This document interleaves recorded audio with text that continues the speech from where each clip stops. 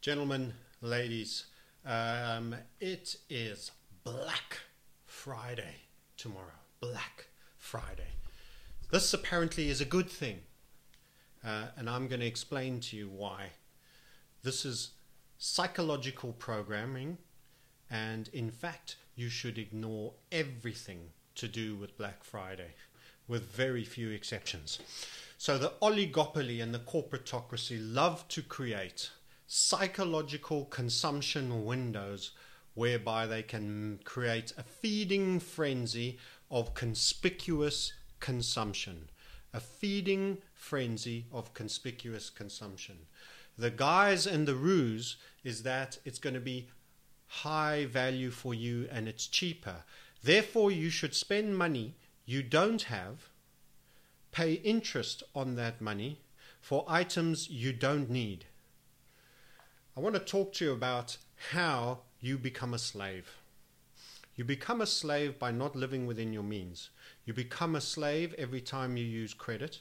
You become a slave every time you feed the banking cartel the ursury extracting interest payments they want out of you. That makes everything, even at moderate rates, 10%, 12%, calculate actually at a total amount paid of roughly 30% more in true APR in most cases. Some people are on credit cards with 29, 30%. This is extreme, and it just makes the amount you pay in a feeding frenzy to participate. Otherwise, you are left out. Left out of what, I ask? A feeding frenzy on junk that is overpriced, knocked up to be knocked back down, and to give them their earnings going into a much needed, much desired Santa rally that isn't going to happen. Now here is what my prediction is. This is going to be one of the weakest retail Christmases the control structure and their oligopolies are going to have. This is going to be one of the weakest. There is nothing you will buy tomorrow that you won't get in January sales or February on a planned, decided, focused for purchase that is really needed, for which you have held the need in your mind for a while that you really need this item. There is a business reason for it. There is a highly emotive reason that's going to give you great value, both for a loved one or for yourself, or better still, in your business that is going to help boost a return on your investment and your ability to serve others. Then you shouldn't do it. If it doesn't fall in that category, don't do it. And if you really want something that is entirely emotive and just for your joy and delight and falls into the toy category, believe you me, things are going to be thrown at you for rock bottom prices in the first quarter. Why?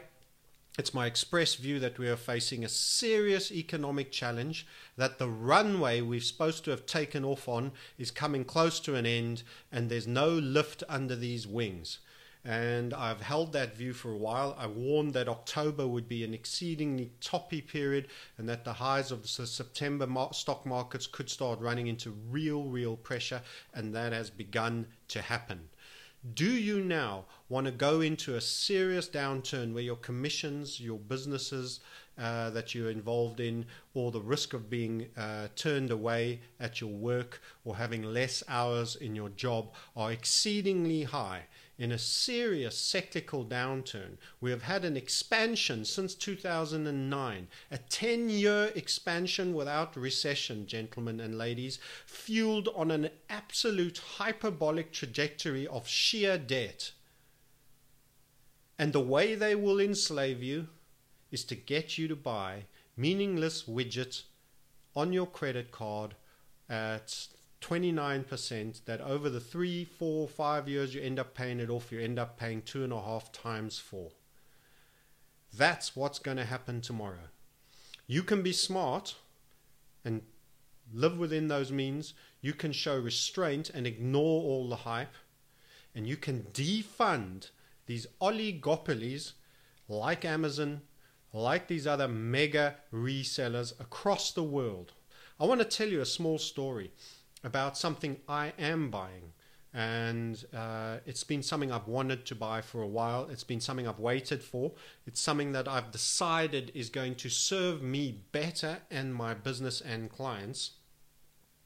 And as a result, is actually a net investment on a tool. I still have to garnish a return on that investment by making it work, making me be better at what I do, and utilizing it and getting excited again about doing certain things with my new toy tool, and as a result garnering a better return and giving better service. So I've been waiting for a nice big 32-inch to draw with a stylus Wacom screen with an arm, and I'm going to be building out even cooler content in my programs, redoing an old course that's now a little bit old, that needs to be done better, organized better, done to a higher standard. I'm going to do it and I'm going to draw it. I want to be able to have this beautiful screen, touch screen operated. I want to be able to put my hand on it and draw and highlight all that I do technically, and I want to make the best content that is possible, and I want the right tools for it, and I expect it to garnish a return. Let me tell you about your control structure in all things tech in purchasing this product. The price, if you're based in Britain, is more in pounds than it is in dollars. You see, globalization was supposed to work for you. Globalization means lowest cost of development and making means cheaper prices for you. But actually, it's lower input costs for the corporate oligopoly and different prices for you, especially if you're in an area where they feel you can afford to pay more. You see, the benefits of globalization goes to the corporatocracy. They get lower inputs, they get higher margins. They do not get passed on. Hey, I've had a bit of a break, here's a break for you, to you. No siree. If I purchased the item in the US, it costs X. If I purchase it in the UK, it costs the same X value, slightly higher in GBP, which is 30% more. And the same applies in Euroland. Isn't that interesting? You see, the corporatocracy reserves the right, even though every unit is made probably in one factory at a low-cost center, which could be Thailand, China, Taiwan, much of it in the East, but also potentially South America and other areas, and then priced for the maximum that they can get you to pay. So you thought it was capitalism. You thought globalization was here to serve you. Globalization is to reduce the cost inputs for corporates to maximize profits and have region-based pricing subject to what they know about demographics and what you earn. And to circumvent that, if I was to try order the dollar-based product, you go to the Wacom site, the minute you have a billing address that is not American, a delivery address that is not American, you are thrown out and directed to .co.uk. If you arrange for a billing address and you happen to have an American bank, and if you arrange with an American card, which has an American address associated with it, and you arrange for delivery in America, and you place the order not in America, they throw it away. Let me tell you further. If you have all those things, and you use a VPN of a popular known VPN logged in through an American server to purchase the product with your American card and your American dollars, with the American billing address and the American delivery address, that oligopoly corporate has all the servers' IP addresses and says, hey, you're using a VPN. That's not a retail-based gateway into it. We know who it's listed with. I'm afraid we're rejecting that sale. Go to the region where you're supposed to buy. You see, they try defend the toll gate to get maximum extraction. I bought once an ATR mic that I was using mobile with a tripod for doing my YouTubes when I was on the run. $59 in the US, £197 on amazon.co.uk. Amazon.com, $59. Amazon.co.uk, £200. I'm going to pause and say that again. I took screenshots of this. This is your oligopoly, like Amazon and who they are. $57 in America, £200. This was not a shipping issue. You paid for that separately. £197. Even after buying it in America by hook and crook and wangle and getting it imported with shipping, I saved a small bundle. Today, you can't get away from doing that now. You'll be forced to pay 4 times more. You see, this is called region-based selective pricing. Exact same microphone, exact same accessories. You didn't get a little bit more, a longer cord, an extra stand, a bit of mufflers or plosives, protectors like this. You got exactly the same product. Exactly the same product. This is the concept of region-based purchasing. Now, I'm getting into 2 topics here. One, don't go spend on Black Friday on any impulsive decisions. If you get a Black Friday email, delete it. We want that stock market to crash. It's going to crash anyway. It's unsustainable. Do not build those thick, heavy, debt-based chains around your neck that imprison you and whittle away. They want to annuitize everything you do. They want you out of your homes as a tenant in government-based housing one day. They want you paying for cars on HP agreements. Everything is about annuitizing extraction on an ursury system, placing you on the wrong side of a compound interest equation. This is the most powerful force in the world. Do not use credit and do not forego your savings, which could be put in your mortgage and reducing their ursury, extracting there if you have an open access bond, etc., or mortgage, to buy junk that you'll be throwing away in 3 weeks, 6 months' time. Don't smother your kids in plastic just to prove you love them. Attention and time is worth more than half a kilo worth of plastic junk. Hollywood labeled up movie sidekick action men and every other piece of things that they're going to try get you to buy for your kids. Do a personal time Christmas where everyone does a home gift for the other person that takes time, effort and love, that is made with your own hands, is clunky, awkward and unforgettably crap, but yours, made for your family member that they'll cherish because they can feel and remember all the touches that remind them of you. How about that as an arts and craft idea? Teach your kids that. Don't go in with the splurge. Second point that I'm making, apart from this Black Friday, is the oligopolies, corporatocracies, pricing by region. Globalization was not for you. It was for coordinating the economies of the world, for simultaneous property booms and subsequent busts, so that the solution, instead of being by one country, remember the Great Depression was largely an American affair.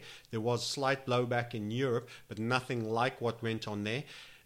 They want a world order based solution, and that is the key to globalization.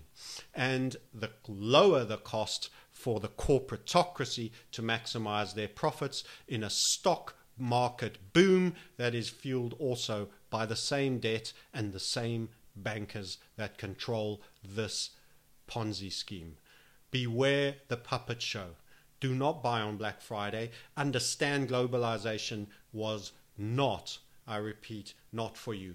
Buy an item only if you really will derive income or immense sense of satisfaction, is quality, sustainable, and will be useful for you for an immense time period, giving you great reward. Do not show love by how much you're prepared to spend. Show time, affection, effort, and personal touch in replacement of that, rather than putting your finances in a weak position in this orchestrated control structure consumer frenzy. It's psychological that you will feel left out by not wading in tomorrow. Everyone else, with how proud they are, they picked up a bargain. A bargain of what? At what cost? Skip it. Skip it. Skip it. Skip it. Let's crash. Let's crash this corporatocracy. You will buy anything you want in the January, February, Q1 cool out period with surplus stock that's got to go at giveaway prices if you truly, truly need it. Try this time. For me, for you, and the people you love. Recognize that globalization is bringing the entire economy down in a simultaneous manner that is similar to a proper, truly globalized Great Depression, as opposed to that which was part of the US. The synchronization of monetary policy, printing of money, is a game of intent to synchronize this overall. The likes of Greenspan, that will describe 2008 as a black swan event, will be out again saying, who could have seen this happening whilst quietly managing the process to that eventuality? Deception, deception, deception is the control structure's game, and they will bring about a global world communism, a technologically oligarchical corporatism and you will be the slaves, and you will consume when you're told to consume, and they are telling you, those ursury rental extractors are telling you, go consume now, slave bitch, because I'm telling you here's your reason. We're discounting trash and you should buy it. And I say to you, have the spine to say, I'm keeping my plastic in my pocket and I am not getting into a hock. And actually, I'm going to be as tight this Christmas. I'm going to get ammo ready for the great meltdown. The pinch is coming, and I'm not going to be the ones that are going to be really squeaked out on debt or anything else. And believe you me, it is coming. We have gone well past our sell-by date, and there is a deeply eerie feeling I have about where we are economically. And those with ammo in the back pocket are going to have a less stressful, less emotional time than those with full loaded credit cards when those statements hit your doorstep on January of 2019. Have the wisdom to serve your family right. Have your wisdom to recognize that love, affection for friends does not require you to get into debt and to undermine yourself and be part of their great psychologically enhanced pressurized plan to help you binge and bring their profits up tomorrow. That's me, the Reset Sniper. I'm looking forward to getting my toys, which I'll be putting to work shortly when they arrive, bought in the most cost-effective way in a manner and a time, and anything else that I desire or want will be considered for their sweating it out sales, that we are all going to leave their stock on their shelves, that they're going to have to give it away in January for anything we truly need, and the rest we leave behind. Okay, gents and ladies, that's my message for you for Black Friday. Do not play their game. You are not missing out. If you didn't need it yesterday, there's nothing that all of a sudden you're going to need because an email landed in your e-box. Hear me now, hear me now. Here endeth the sermon. Blessings to you, my brethren. Salute.